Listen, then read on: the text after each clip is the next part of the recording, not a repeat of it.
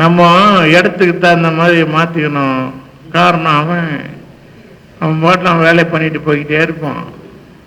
இது காரணம் டீச்சரு என்ன தெரியுங்களா, அந்த கேள்விக்கு பதில நல்லா படித்தாங்க, சூப்பராக எழுதுகிறான் பையன் சொல்லிட்டு அதுக்கு 6 போடணும்ல, அந்த 6 இப்படி சுற்றி கொண்டு வந்து இப்படி நிறுத்திட்டாங்க.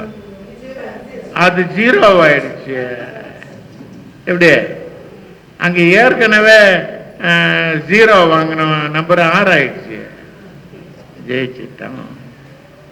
இது யார் பண்ண வேலை? அந்த டீச்சர் என்ன பண்ணுவா பாவம்.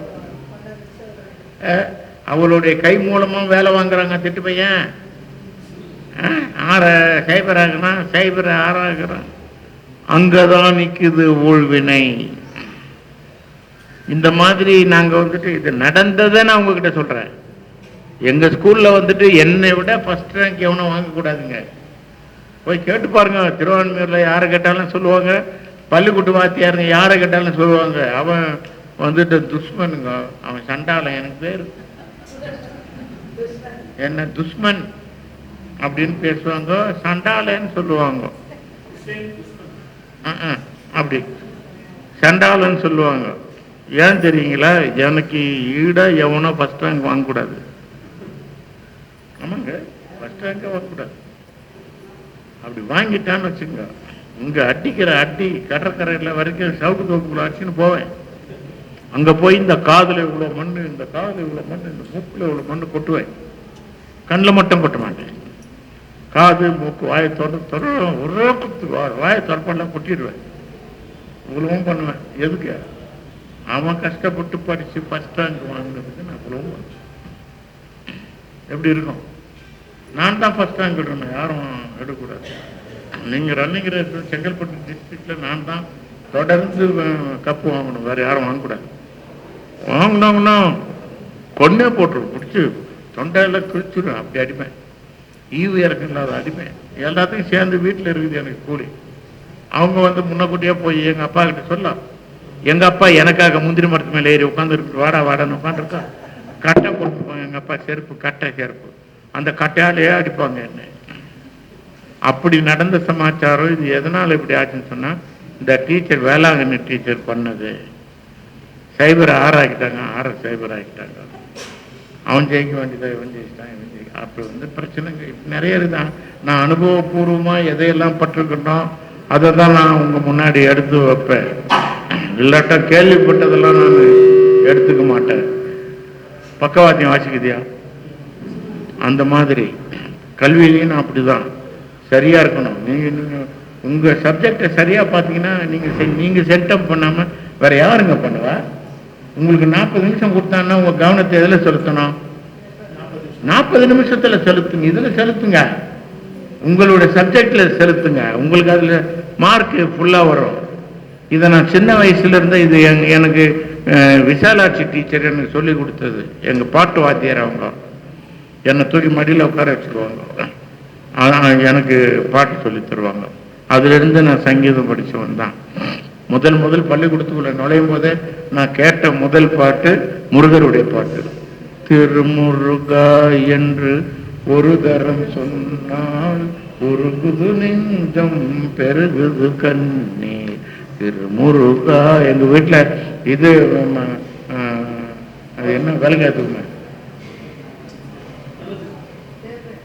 நம்ம எல்லாம் விளக்கேற்றுவோம்மா? இல்லைம்மா,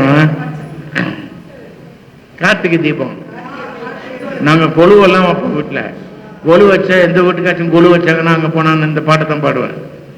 பாடிட்டு நல்ல ராகமாக பாடுவேன். ஏன் தெரியுமா? இன்னும் கொஞ்சம் சுற்றுலா அதிகமாக. எப்படி நவராத்திரி அன்னைக்கு இந்த பாட்டை நாங்கள் பாடுவோம். எங்கள் விசாலாட்சி டீச்சர் எங்களுக்கு சொல்லிக் கொடுத்தா. அவங்க சொல்லிக் கொடுத்ததெல்லாம் இன்னும் என் மனசுக்குள்ளே இருக்குதுன்னா என்ன அர்த்தம்? நான் உண்மையிலே பள்ளிக்கூடத்தில் படித்தேன்னு அர்த்தம். அப்படிதானங்க? நாங்கள் 5 மைல் வரணுங்க, நீலங்கரையிலேருந்து வெட்டுவாங்க. நீங்கள் 5 மைல் நடந்து வரணுங்க. எங்கள் ஸ்கூல்லலாம் சோறு போடுவாங்க. அப்படிலாம் இருந்து வளர்ந்தவங்க தாங்க இன்னைக்கு இந்த மேடையில் உட்காந்து பேசுகிறேன். புரியுதுங்களா? நான் இவர் அமெரிக்க அதிபர் கூட தான் உட்காந்து பேசியிருக்கிறேன். ஆனால் அமெரிக்காவில் இல்லை, வேற நாட்டில். நான் இன்னும் அமெரிக்கா போகல. புரியுதுங்களா? எனக்கு இப்ப கூட எனக்கு நான் என்ன தோணுது, நம்ம இதை பார்த்துட்டோம், நம்மளை வேண்டியவங்களெல்லாம் நம்ம கூட்டிட்டு வந்து காட்டணும் அப்படின்னு தான் என் மனசு. இப்பவும் வருஷத்துக்கு ஒரு வாட்டி ஒரு 15 பேரை கூட்டிட்டு பிரான்ஸ்ல இருந்து ஜெர்மனில இருந்து எல்லாம் என் பணத்தை செலவு பண்ணி கூட்டிட்டு போறேன். 15 நாளைக்கு 2 மாசத்துக்கு ஒரு வாட்டி 15 பேரை கூப்பிட்டுக்கிட்டு காசிக்கு போறேன். இவன் என் கூட காசிக்கு வந்துருக்கிறார். நிறைய பேருக்கு அவங்களாம் ஏழைங்க இல்லை, பணக்காரங்க தான். பணம் இருந்தா பத்தாது, பர்சு திறக்கிறதுக்கு மனம் இருக்காது.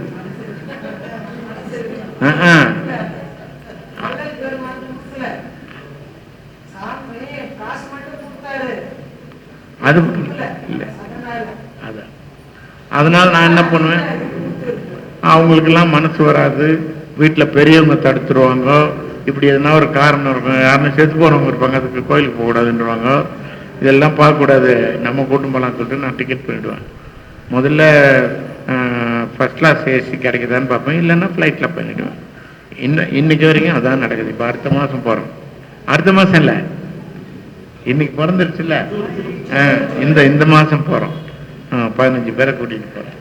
இதெல்லாம் எங்களுக்கு வந்துட்டு அனுபவம் ஐயா. ஏன் இதெல்லாம் நான் சொல்றேன் தெரியுங்களா? நீங்க அந்த மாதிரி எதையாவது நல்லது செய்யுங்கன்றேன், அவ்வளவுதான். சன்மார்க்கம் வந்தாச்சு.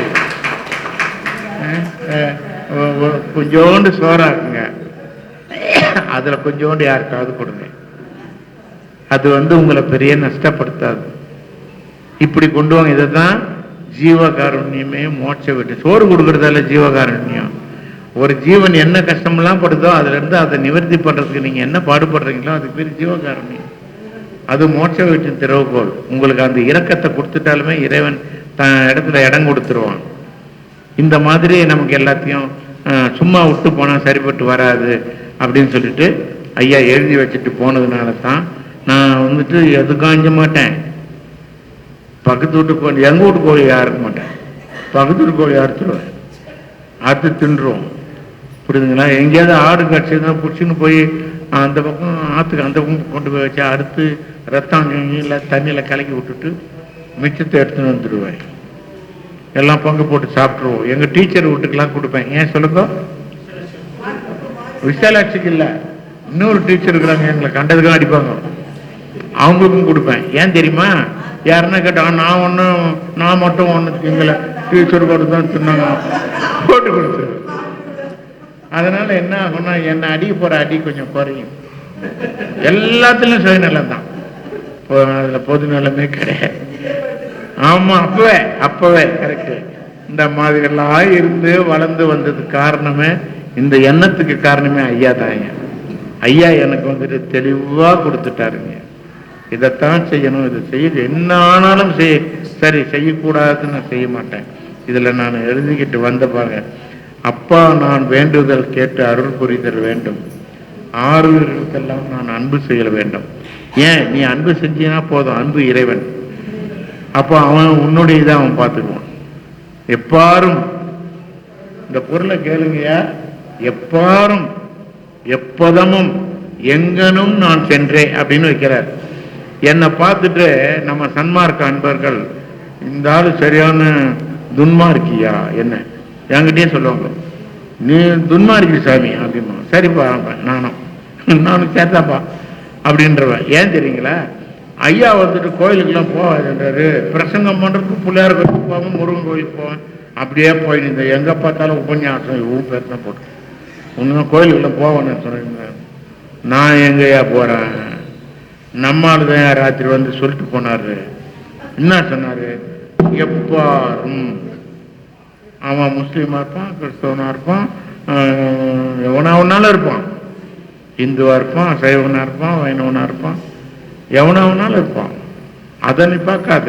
எப்பாரும் எப்பதமும் அவனுடைய கொள்கை காசுக்கு ஆளை வெட்டுற கொள்கையா இருக்கும், கசாப் கடை வைக்கிற கொள்கையா இருக்கும், திருடுறது அவனுடைய கொள்கையா இருக்கும். இப்படி அவனுடைய கொள்கை எது வேணாலும் இருக்கும். எப்பதமும் எதா வேணாலும் இருக்கும்.